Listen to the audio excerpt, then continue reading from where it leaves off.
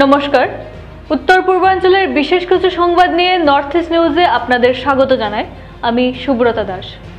বিস্তারিত সংবাদের আগে এক নজরে দেখে নেই আজকের সংবাদ শিরোনাম। ভোট বয়কটের সিদ্ধান্ত পুরো গ্রামের। ডিলিমিটেশনের কাঠিগড়ার লক্ষ্মীছড়া খাসিয়াপুঞ্জির জনজাতিদের বঞ্চনার অভিযোগ। জরুরি সব নথিপত্র দেওয়ার পরও মনোনয়নপত্র বাতিল হলো ওয়ার্ড মেম্বার অনামিকা দাসের। ষড়যন্ত্রের আশঙ্কা অনামিকার। পঞ্চায়েত নির্বাচনের টিকিট বণ্টনের দুর্নীতির অভিযোগ উঠল কংগ্রেস নেতৃত্বের বিরুদ্ধে।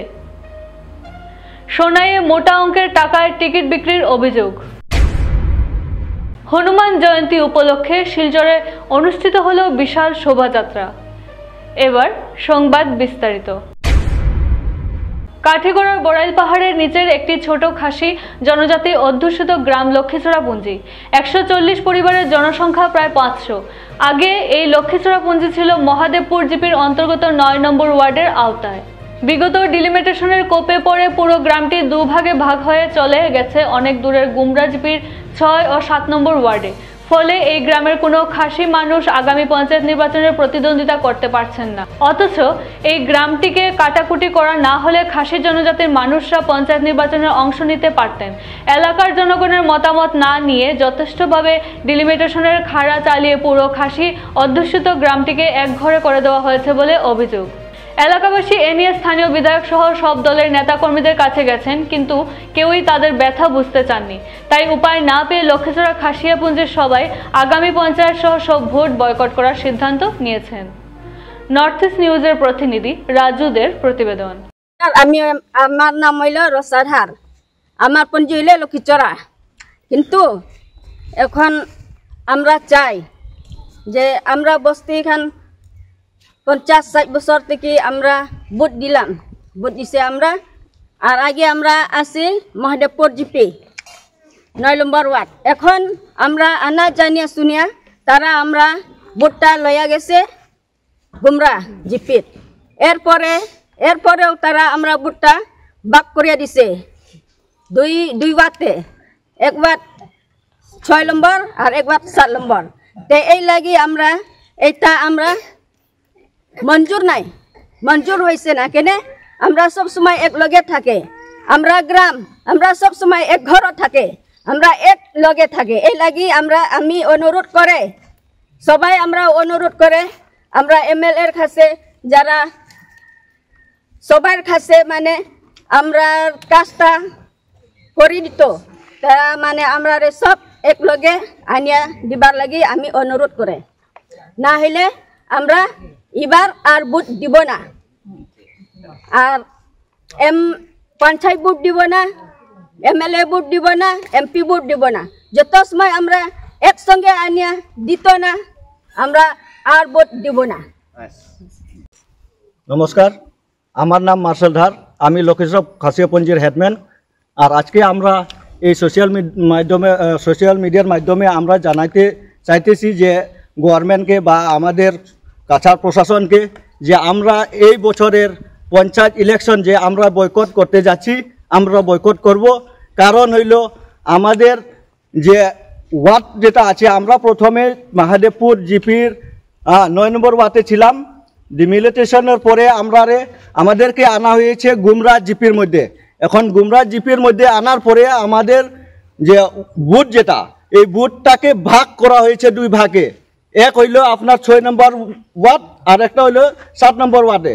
এখন এই দুই ওয়ার্ড করার কারণে আমরা পঞ্জি থেকে আমরা গ্রাম থেকে আমরা কোনো ক্যান্ডিডেট খাড়া করতে পারি না। এবার আমরা গতকালকে আমি চেষ্টা করলাম যাতে আমরা পঞ্জি থেকে একটা ক্যান্ডিডেট খাড়া করতাম, একটা মেম্বার, যাতে আমাদের গ্রামের রিপ্রেজেন্টেটিভ হিসাবে কাজ করতো। আমাদের কষ্ট যেটা আমরা মানে সুবিধা অসুবিধা যাতে আমরা আমাদের সাহায্য করতে পারে গ্রামের মানুষ হিসাবে। হ্যাঁ, কিন্তু যাওয়ার পরে দেখা যায় যে আমরা ভোটটাকে দুই ভাগ করা হয়েছে। এর কারণে আমরা যদি খেলতেও যাই তাহলে আমরা কোনো জিততে পারবো না। এর কারণে আমরা আজকের পর থেকে আমরা ভোট বয়কট করিয়ে যাইব যত সময় না গভর্নমেন্ট বা ইলেকশন কমিশনের তরফ থেকে আমরা যে ভোট যত সময় তারা এক ওয়ার্ডের মধ্যে আমরা আনা না হয় ততক্ষণ আমরা ভোট দিতাম না। এক মেম্বার হোক, পঞ্চায়েত হোক, আপনার MLA বা MP ভোট হোক, আমরা ভোট দিতাম না। ভোট বয়কট করিয়া যাইমু আমরা বারবার, যত সময় না আমরা আমাদেরকে এক ওয়ার্ডের মধ্যে আনা না হয়। আমরা ভোট দিব না, দিব না, দিব না, দিব না। নমস্কার। শিলচরের পার্শ্ববর্তী কাঞ্চনপুরের 8 নং বিট থেকে ওয়ার্ড মেম্বার হিসেবে গতকাল তাপাং ব্লক কার্যালয়ের মনোনয়নপত্র জমা দিয়েছিলেন অনামিকা দাস।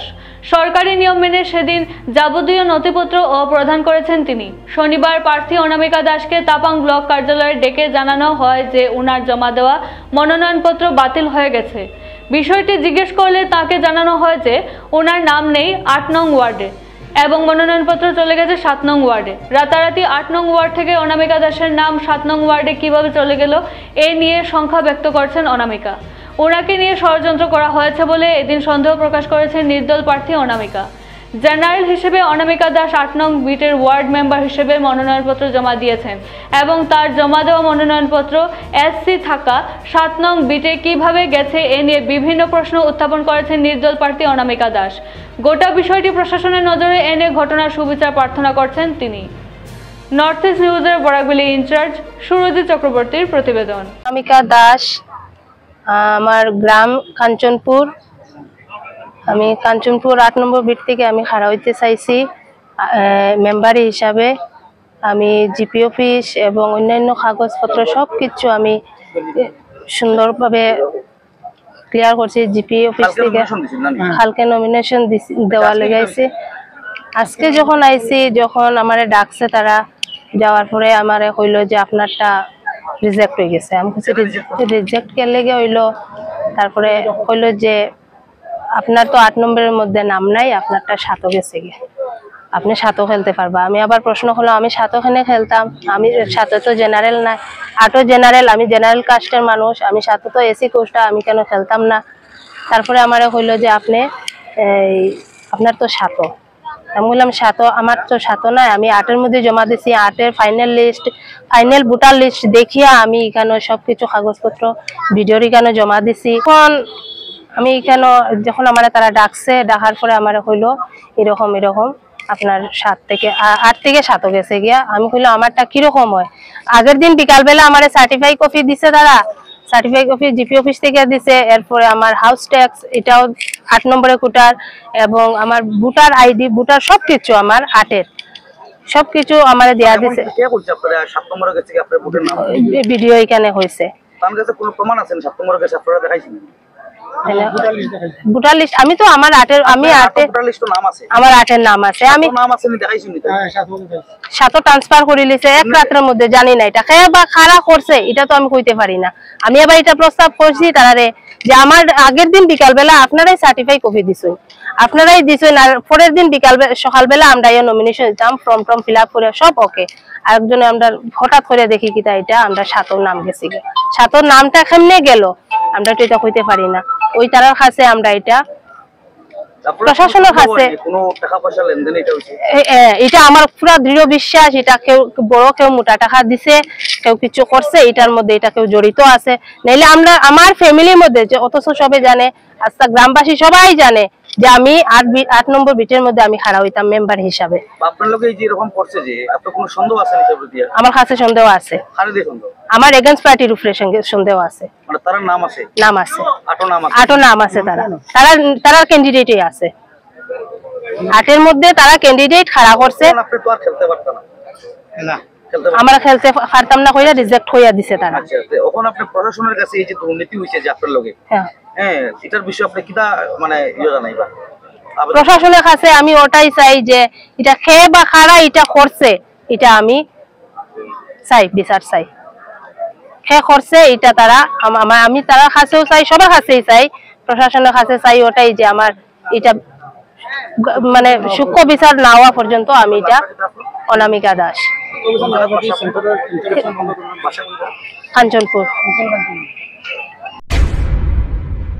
পঞ্চায়েত নির্বাচনের টিকিট বন্টনে দুর্নীতির অভিযোগ উঠল কংগ্রেস নেতৃত্বের বিরুদ্ধে।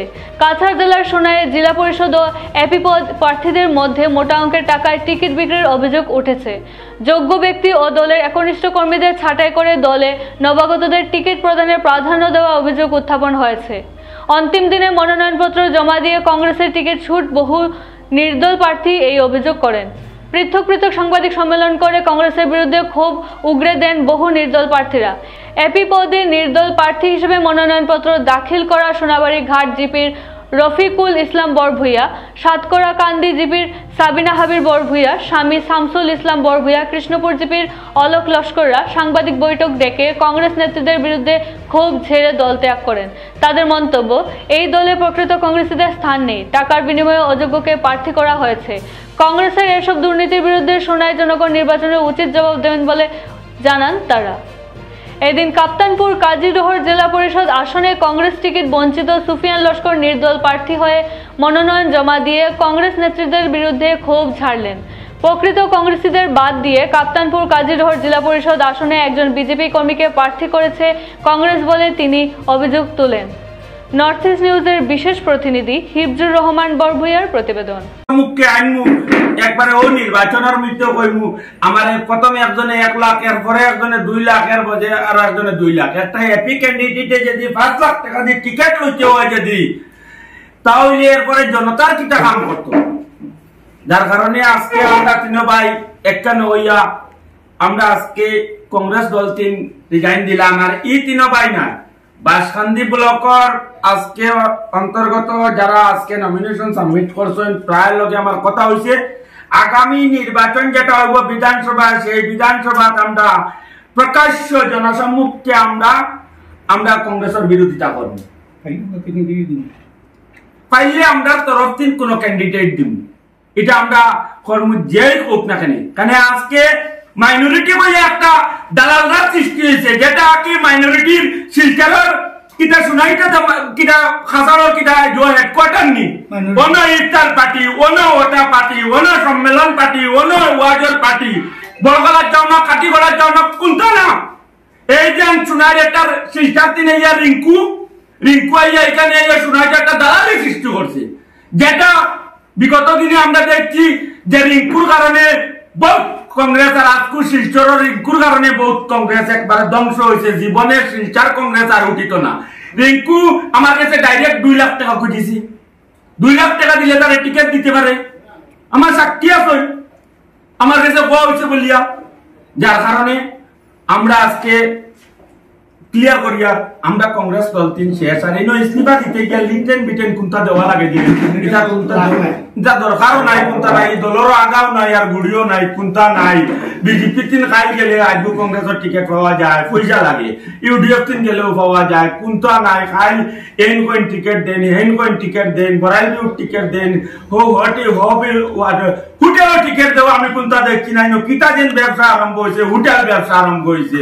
আমি জানি রাজীব ভবন দেওয়া হয়, ইন্দিরা ভবন কংগ্রেসের টিকিট দেওয়া হয়, একু দেখি বড়াই বিউট দেওয়া হয়, ভবন দেওয়া হয়, ভবন দেওয়া হয়, ব্যাংকট দেওয়া হয়, ও আরি দেওয়া হয় টিকিট। যার লাগিন আজকে আমি ও কথা কইয়া এটা তো মিডিয়া থাকবো যে সোনাই যদি এবছরের যত ক্যান্ডিডেট আছে শুনাই নাই, খাসার ডিস্ট্রিক্টর কংগ্রেসের অবস্থা শোচনীয় হয়ে পড়ছে। এটা কি কোনো মানে কোনো কলে মানুষে মানিয়ে নিতে পারত না, যেটা তাবর কোনো কংগ্রেসের ক্যান্ডিডেট টিকিট দেওয়া হয়েছে না, এটা বেকার একজনকে দেওয়া হয়েছে। যেটার উদাহরণ হনুমান জয়ন্তী মহোৎসবকে ঘিরে প্রতি বছরের ন্যায় এবারও গ্রাম বড়াকে উৎসব মুখর পরিবেশের সৃষ্টি হয়েছে। শনিবার তারাপুর হনুমান ধাম কমিটির উদ্যোগে বিভিন্ন ধর্মীয় অনুষ্ঠানের আয়োজন করা হয়। এদিন সকাল থেকেই মন্দির প্রাঙ্গণে ভজন কীর্তন, হোমযজ্ঞ, মঙ্গল আরতি, পূজা অর্চনা সহ মহাপ্রসাদ বিতরণ করা হয়। হনুমান জয়ন্তীকে উপলক্ষে তারাপুর হনুমান ধামে দূর দূরান্ত থেকে আসা ভক্তদের উপচে পড়া ভিড় পরিলক্ষিত হয়। ধামের পূজা অর্চনা শেষে অসংখ্য ভক্তদের উপস্থিতিতে এক বিশাল বর্ণাঢ্য শোভাযাত্রার আয়োজন করা হয়। সুসজ্জিত বিভিন্ন ট্যাবলোতে শিশুদের রাম, সীতা, লক্ষ্মণ ও হনুমান রূপে বসিয়ে শোভাযাত্রাটি শহরের বিভিন্ন পথ পরিক্রমা শেষে তারাপুর হনুমান ধামে এসে সম্পন্ন হয়। সংবাদ মাধ্যমের সঙ্গে কথা বলতে গিয়ে হনুমান ধাম সেবা সমিতির কর্মকর্তারা জানান 1942 সালে তারাপুর এলাকায় হনুমান ধামের প্রতিষ্ঠা করা হয়েছে। সে সময় থেকে প্রতি বছর হনুমান জয়ন্তী ও মহোৎসব পালন করে আসছে সমিতির সদস্যরা। হনুমান জয়ন্তী মহোৎসবকে ঘিরে গত 83 বছর থেকে বরাকের বিভিন্ন এলাকা থেকে অসংখ্য ভক্তরা এসে পূজা অর্চনা করে যাচ্ছেন। নর্থ ইস্ট নিউজের বরাকবিলি ইনচার্জ সুরজিৎ চক্রবর্তীর প্রতিবেদন।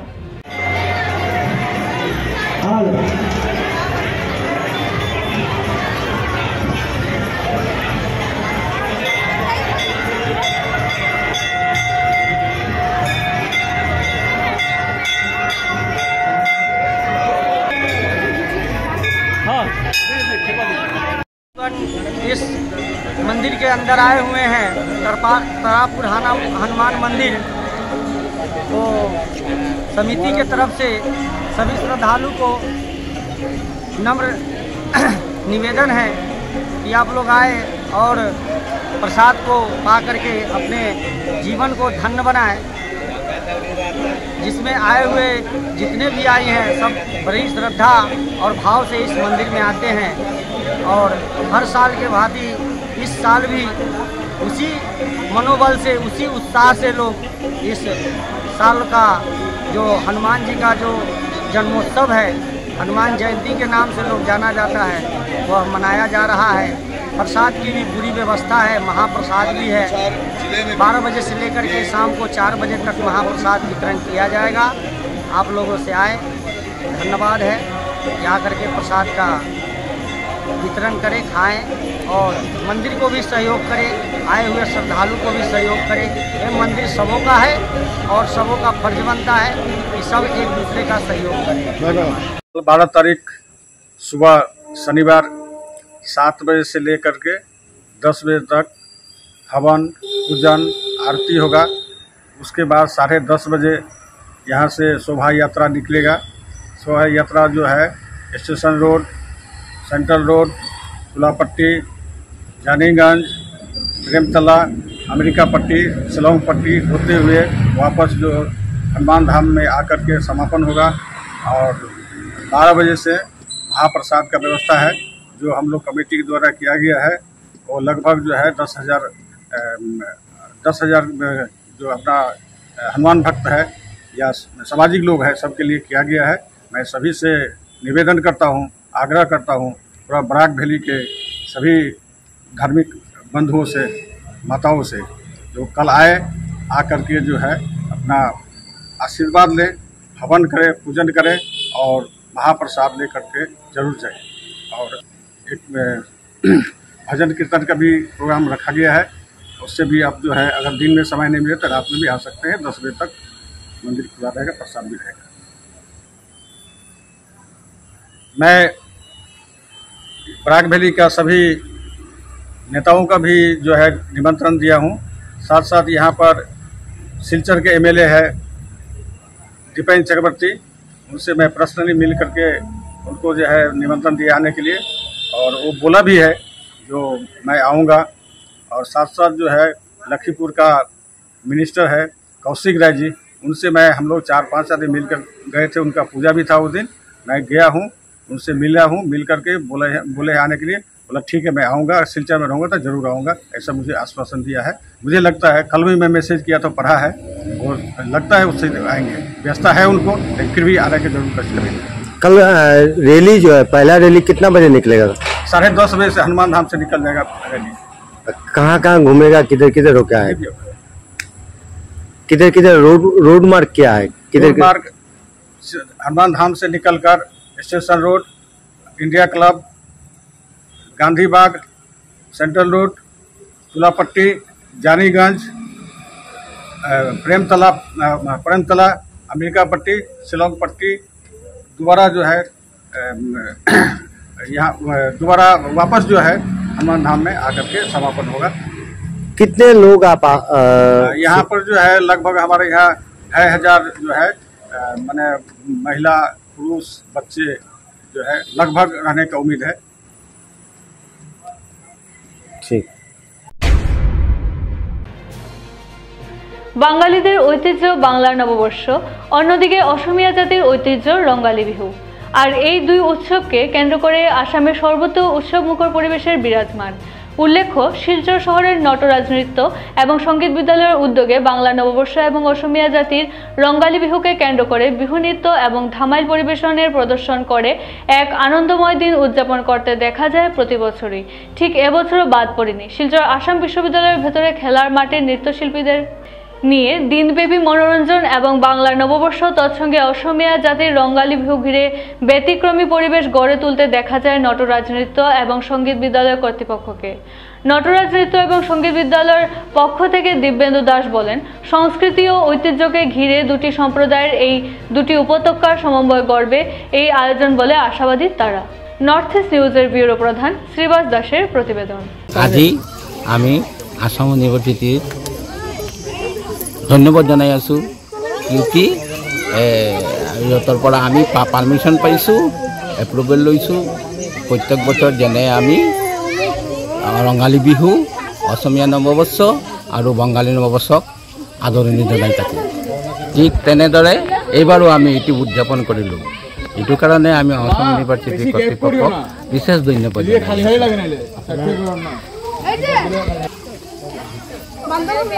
আসাম ইউনিভার্সিটি বরাক উপত্যকার একটা গর্ব এবং আমরা আজকের যে প্রোগ্রামটা এখানে করছি এটা নটরাজ নৃত্য এবং সঙ্গীত বিদ্যালয়ের স্কুল, একটা ডান্স স্কুল শিলচর ভিত্তিক।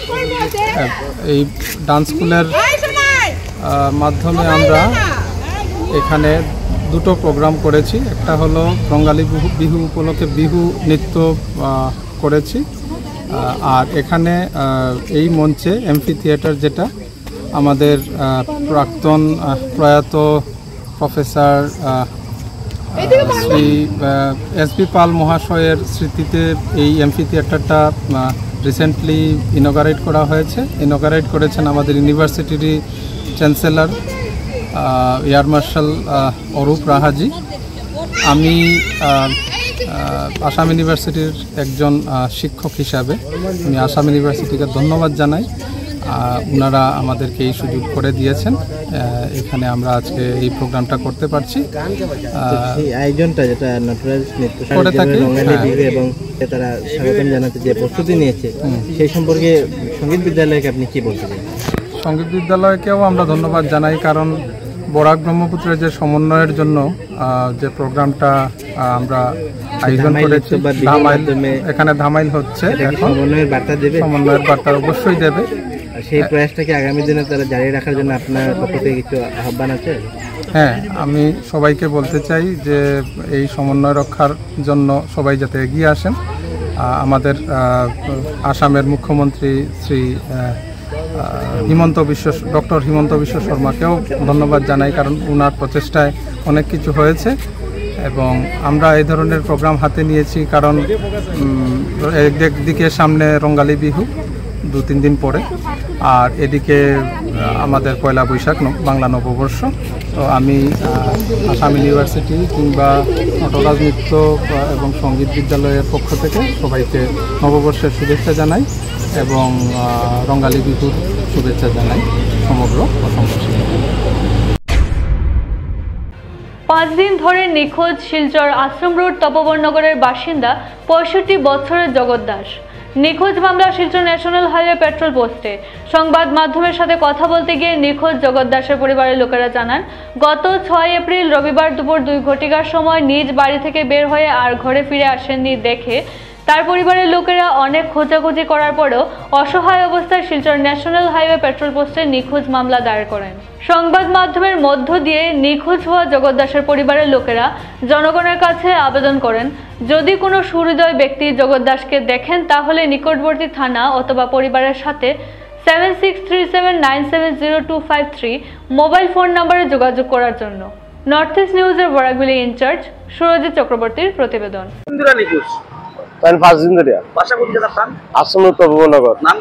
জগৎ দাস। আচ্ছা, মামলা করছেন? মামলা করছি। কতদিন হয়েছে? 5 দিন ধরে। 5 দিন ধরে। আচ্ছা, মানে যোগাযোগ করছিলেন পরিবারের সাথে, আত্মীয়স্বজনের সাথে? পাইছি, এটা করা হয়েছে। আচ্ছা, কোনো সন্ধান পাইছি? না, কোনো সন্ধান করা হয়েছে। কি মানে জনগণের কাছে কি আবেদন করবেন? জনগণ এটাই তো বলেন তাহলে যদি পাওয়া হয় তাহলে থানার মাঝে যোগাযোগ করতো, খবর করতো, বা আমরা নাম্বার আছে, নাম্বারের মাঝে ফোন করলে হইব। জানাই কেউ যদি ফাইন তাহলে আমরা কাছে যোগাযোগ করবেন। 5 দিন ধরে নিখোঁজ হয়েছে, 38 জনের সামনে আমরা যোগাযোগ করছি, কিন্তু তার কোনো খোঁজ পাইছি না আমরা। না পাইছি না, সব জায়গায় আমরা খুঁজিয়া দেখছি কিন্তু পাইছি না। মানে আজকে 5 দিন আগে 2টার সময় গেছে, 2টার সময়। সংবাদ শেষ করার আগে আরো একবার দেখে নিই আজকের সংবাদ শিরোনাম। ভোট বয়কটের সিদ্ধান্ত পুরো গ্রামের, ডিলিমিটেশনের কাঠিগড়ার লক্ষ্মীছড়া খাসিয়াপুঞ্জির জনজাতিদের বঞ্চনার অভিযোগ। জরুরি সব নথিপত্র দেওয়ার পরও মনোনয়নপত্র বাতিল হলেও ওয়ার্ড মেম্বার অনামিকা দাসের, ষড়যন্ত্রের আশঙ্কা অনামিকার। পঞ্চায়েত নির্বাচনের টিকিট বণ্টনের দুর্নীতির অভিযোগ উঠল কংগ্রেস নেতৃত্বের বিরুদ্ধে। সোনাইয়ে মোটা অঙ্কের টাকায় টিকিট বিক্রির অভিযোগ। হনুমান জয়ন্তী উপলক্ষে শিলচরে অনুষ্ঠিত হলো বিশাল শোভাযাত্রা।